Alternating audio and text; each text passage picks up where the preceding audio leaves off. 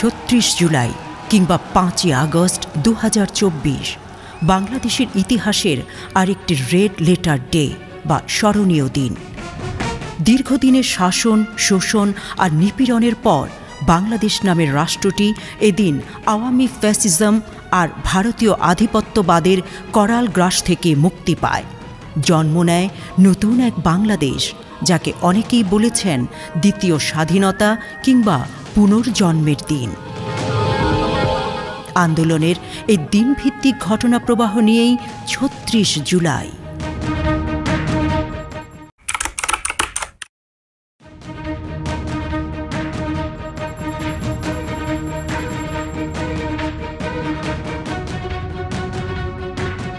একদিকে সহযোদ্ধাদের নির্মম মৃত্যু, আহতদের সুচিকিৎসায় পদে পদে বাধা, অপরদিকে ব্লক রেইডের নামে মধ্যরাতেও বাসায় গিয়ে শিক্ষার্থী খোঁজা, মোবাইল চেক করে গ্রেফতার ইত্যাদি নানা অপকর্ম দেশজুড়ে চলমান ভয়াবহ মানবাধিকার লঙ্ঘনের ঘটনাগুলো আন্দোলনের তীব্রতা বাড়াতে বাধ্য করে শিক্ষার্থীদের। দিনের বেলা ফ্যাসিস্ট সরকারের মন্ত্রী, আমলা আর নেতাকর্মীদের বয়ানে থাকত শিক্ষার্থীদের সুরক্ষায় নানা উদ্যোগের কথা, কিন্তু সন্ধ্যা নামতেই যেন গণেশ উল্টে যেত। পরিস্থিতি বোঝাতে এ সময় রাজপথ কিংবা অলিগলির দেয়াল লিখন থেকে সামাজিক যোগাযোগ মাধ্যমে ভাইরাল হয় দিনে নাটক, রাতে আটক স্লোগান। এমন শ্বাসরুদ্ধকর পরিস্থিতিতে ৬ সমন্বয়ককে ডিবি হেফাজত থেকে মুক্ত করা সহ বৈষম্য বিরোধী ছাত্র আন্দোলনের পক্ষ থেকে ৯ দফা দাবিতে পূর্ব ঘোষিত বিক্ষোভ কর্মসূচির অংশ হিসেবে এই দিন ২৯ জুলাই রাজধানী এবং দেশের ১১ জেলায় বিক্ষোভ করে শিক্ষার্থীরা। ২৯ জুলাই যে ৪ দফা দাবিতে আমরা ক্যাম্পাসে বিক্ষোভ করি, এরপরে আমরা বিভিন্ন জায়গায় যে আমাদের শিক্ষার্থীদের অন্যায়ভাবে যে তুলে নিয়ে গেছিলেন, এই শিক্ষার্থীদের মুক্তির দাবিতে এবং আমাদের যে দাবিগুলো ছিল, দাবিগুলো যাতে তৎকালীন সরকার মেনে নেয়, এজন্য আমরা মার্চ ফর জাস্টিস, গণস্বাক্ষর কর্মসূচি এবং প্রতিদিনই আমরা বিভিন্ন রকমের কর্মসূচি আমরা হাতে নিয়েছিলাম। আমরা ২৯ জুলাই সেখানে আমরা একটা বিক্ষোভ মিছিল করি এবং সেদিন তৎকালীন আমাদের এক শিক্ষক নবায়ন ভট্টাচার্যের একটি বিখ্যাত কবিতা এই মৃত্যু উপত্যকা আমার দেশ নয় সেটি আবৃত্তি করেছিলেন এবং সারা দেশের বিভিন্ন শ্রেণী-পেশার মানুষকে আমাদের আন্দোলনে শরীক হওয়ার জন্য আহ্বান জানিয়েছিলাম।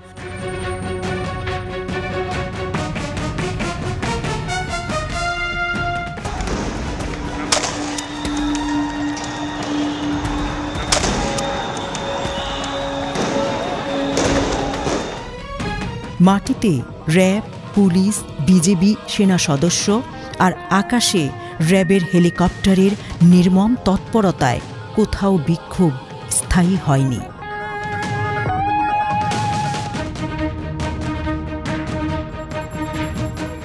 ঢাকা, চট্টগ্রাম ও কুষ্টিয়া থেকে প্রায় অর্ধশত শিক্ষার্থীদের গ্রেপ্তার করা হয়। রাজধানীর মিরপুর ১০ গোল চত্বর, ধানমন্ডির স্টার কাবাবের সামনে জড়ো হওয়ার চেষ্টা করলে শিক্ষার্থীদের উপর টিয়ার গ্যাস নিক্ষেপ করে ছত্রভঙ্গ করে দেয় পুলিশ।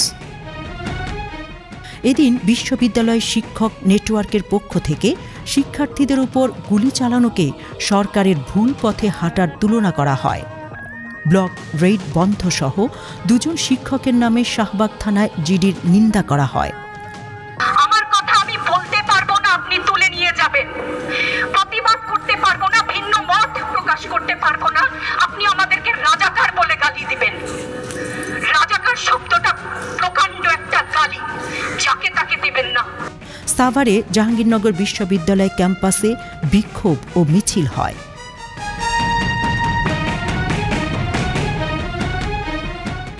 ঢাকা আরিচার আসলে অবস্থান করাটা শিক্ষার্থীদের জন্য অত্যন্ত ভীতিকর, শুধু না নিরাপত্তার ক্ষেত্রে তাদের জন্য ঝুঁকিপূর্ণ ছিল।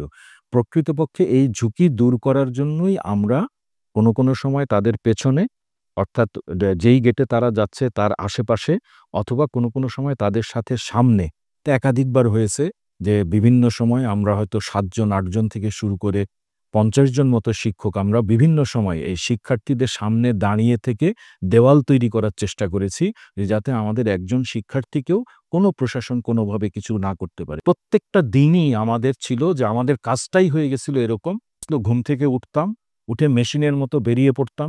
প্রথম যেদিন আমরা কারফিউটা ভাঙলাম এখানে, আমি দেখলাম যে জাহাঙ্গীরনগর বিশ্ববিদ্যালয় কেন্দ্রীয় মসজিদ গেটের সামনে মাত্র 7 জন, আরও কয়েকজন ছিল কিন্তু তারা আশপাশ থেকে বিভিন্ন সংগ্রহ করার জন্য একটু তখন এদিক ওদিকে ছিল। 7 থেকে 9 জন দাঁড়িয়ে আছে আর তার সামনে দিয়ে ট্যাঙ্ক যাচ্ছে। এই রকম সাহসের পরিচয় কিন্তু দিয়েছিল এই বীর সেনারীরা। ঠাকুরগাঁয়ে 9 দফার পক্ষে শিক্ষার্থীরা বিক্ষোভ মিছিল করেন। রাজশাহী বিশ্ববিদ্যালয়ের বিক্ষোভে শিক্ষার্থীদের সাথে এদিন কয়েকজন শিক্ষক অংশগ্রহণ করেন, যা পরবর্তীতে আন্দোলনের গতি সঞ্চার করে। বরিশালের নথুল্লাবাদ কেন্দ্রীয় বাস টার্মিনালে ঘণ্টাব্যাপী বিক্ষোভ করেন শিক্ষার্থীরা। পরে অবরোধ করতে গেলে ছাত্রলীগ ও পুলিশের ধাওয়ায় শিক্ষার্থীরা ছত্রভঙ্গ হয়ে যায়।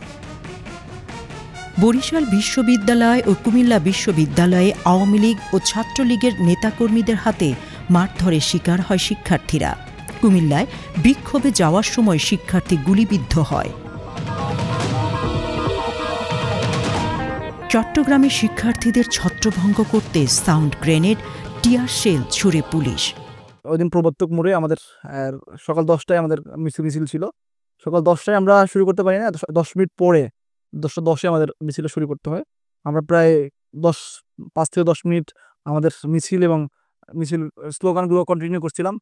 এবং এরই মধ্যে আমরা দেখতে পেলাম যে সেখানে থাকা টহলরত পুলিশরা কন্ট্রোল রুমে হয়তো নক করেছে তারা। এরপরে যে ভয়াবহ পরিস্থিতি সেখানে তৈরি করেছে, আমরা সাথে সাথে আমরা যখন বুঝতে পারলাম যে এখন আর পরিবেশটা আমাদের অনুকূলে নাই বা এখানে আমরা কন্টিনিউ করতে পারবো না, আমরা ওই দিনের কর্মসূচিটা আমি সমাপ্ত ঘোষণা করলাম। আমি জাস্ট একটু পার হয়ে যাওয়ার পরেই এখানে যাকে যেভাবে পিটিয়ে যেভাবে সবার উপরে লাঠিচার্জ করে এখান থেকে ছত্রভঙ্গ করে দিচ্ছে। 6 সমন্বয়ককে ধরে এনে ডিবি অফিসে খাওয়ানোর ছবি প্রকাশ করাকে জাতিসংঘে মশকরা হিসেবে উচ্চ আদালতের মন্তব্য করার দিনেও নতুন নাটক সাজায় ঢাকার ডিবি প্রধান হারুনুর রশিদ। স্পষ্টভাবে বোঝা যাচ্ছিল স্বজনদের দিয়ে আগে থেকেই শেখানো কথা বলানো বাধ্য করা হচ্ছে। ডিবি প্রধানের এই নাটক দেশের মানুষ তখনই বুঝতে পারলেও আত্ম অহমিকায় অন্ধ হারুন নিজেই এটা বুঝতে পারছিল না। এদিন আন্দোলনের সরাসরি গুলি বন্ধ এবং সমন্বয়কদের পরিবারের কাছে ফিরিয়ে দেওয়ার রিটের শুনানি হয়। পাতের টেবিলে বসে ছবি তুলে এটা এই করেন, আপনি কি এটা মস্করা পাইছেন? ঠিক এই মস্করা ল্যাঙ্গুয়েজটা ইউজ করছে। ডিবিতে নিরাপত্তার নামে নাকি রাখা হয়েছে, এইটা কোন আইনে? ডিবি কিভাবে রাখতে পারে নিরাপত্তা আইনে? ডিবির কোনো অধিকার নাই তাদের নিরাপত্তার জন্য রাখতে পারবে। ঢাকা বিশ্ববিদ্যালয়ের ক্যাম্পাসে বহিরাগতদের সহায়তায় সন্ত্রাসী ছাত্রলীগের ন্যাক্কারজনক হামলার প্রতিবাদে সাধারণ শিক্ষার্থীরা ছাত্রলীগকে হল থেকে বের করে দেয়। এরাই নিজেদেরকে নির্যাতিত দাবি করে এই দিন তাদের নেত্রী শেখ হাসিনার সাথে দেখা করে। এ সময় শেখ হাসিনা শিক্ষার্থীদের আন্দোলনকে জঙ্গি তকমা দেওয়ার চেষ্টা করে। এত দমন পীড়ন সত্ত্বেও পরিস্থিতি বেগতিক দেখে এদিন শেখ হাসিনা তার রাজনৈতিক দোসর 14 দলের নেতৃবৃন্দের সাথে বৈঠক করে। সূচনা বক্তব্যে শেখ হাসিনা বলেন, দেশে যে ঘটনাগুলো ঘটছে আসলে এটা কিন্তু রাজনৈতিক কিছু না, এগুলো সম্পূর্ণ জঙ্গিবাদী কাজ। বৈঠকে জামায়াত শিবিরের নিষিদ্ধের সিদ্ধান্ত হয়।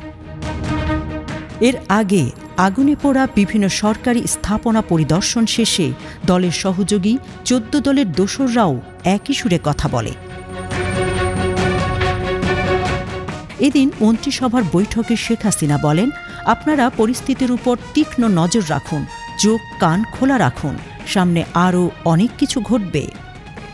এদিন জেন জির একটা অভিনব কর্মসূচি সংক্রমক রূপে নেট দুনিয়ায় ছড়িয়ে পড়ে।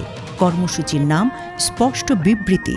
বিবৃতির মূল বক্তব্য এরকম: সমন্বয়কদের জিম্মি করে নির্যাতনের মুখে যে স্টেটমেন্ট দেওয়ানো হয়েছে সেটা কখনোই জাতির নিকট গ্রহণযোগ্য হতে পারে না। আটককৃত সমন্বয়করা ভয়ভীতির মুখে গোয়েন্দা সংস্থার লিখে দেয়া যে বক্তব্য কেবল রিডিং পড়ে গেছে, আমরা সেই বক্তব্য প্রত্যাখ্যান করছি এবং একই সঙ্গে জোরপূর্বক বক্তব্য আদায় করার মতো সরকারের এমন জঘন্য কাজের তীব্র নিন্দা ও প্রতিবাদ জানাচ্ছি। আমরা দ্ব্যর্থহীন ভাষায় বলতে চাই, পূর্বে উত্থাপিত ছাত্র হত্যার দায়ে প্রধানমন্ত্রীর ক্ষমা প্রার্থনা, স্বরাষ্ট্রমন্ত্রীর পদত্যাগ সহ ৯ দফা দাবি আদায় না হওয়া পর্যন্ত আমাদের আন্দোলন চলমান থাকবে। দেশবাসীর প্রতি আহ্বান, আপনারা কোনো প্রকার বিভ্রান্ত হবেন না। অস্ত্রের মুখের যে বিবৃতি দিয়েছিল সেই বিবৃতি আমরা প্রত্যাখ্যান করেছিলাম ২৮ তারিখেই। আমরা যারা বাইরে ছিলাম, আমরা যারা তখনও আমাদেরকে আটক করতে পারে নাই, তো আমরা সেই বিবৃতি প্রত্যাখ্যান করে আমরা নতুন কর্মসূচি ঘোষণা করি ২৯ তারিখ, ২৯ জুলাই। তো ২৯ জুলাই আমাদের কর্মসূচি ছিল মানে গণসমাবেশ, এরকম কর্মসূচি ছিল। ট্রান্সপারেন্সি ইন্টারন্যাশনাল বাংলাদেশ টিআইবি এদিন এক বিবৃতিতে জানায়, কোটা সংস্কার আন্দোলনকে বলপূর্বক নিয়ন্ত্রণের হাতিয়ার হিসেবে আন্দোলনের সমন্বয়কদের অবৈধভাবে তুলে নিয়ে পুলিশের গোয়েন্দা শাখা ডিবি কার্যালয়ে আটকে রেখে ভিডিও বার্তার মাধ্যমে কর্মসূচি প্রত্যাহারের ঘোষণা করতে বাধ্য করানোর ঘটনা নিরেট মিথ্যাচার, প্রতারণামূলক ও সংবিধান পরিপন্থী। শেখ হাসিনার সময়ে পার্শ্ববর্তী দেশের দাদাগিরি যে কোন পর্যায়ে পৌঁছে গিয়েছিল তার একটা প্রমাণ পাওয়া যায় এই দিন। কলকাতায় বাংলাদেশ উপ হাইকমিশন মিশনে ডেপুটি হাই কমিশনারের হাতে বাংলাদেশের কোটা সংস্কার আন্দোলনে ভারত বিরোধী স্লোগান যারা দিয়েছেন তাদের চিহ্নিত করে যথাযথ শাস্তি দেওয়ার দাবি জানিয়ে স্মারকলিপি ও একটি সিডি তুলে দেন পশ্চিমবঙ্গের বিজেপি বিধায়করা।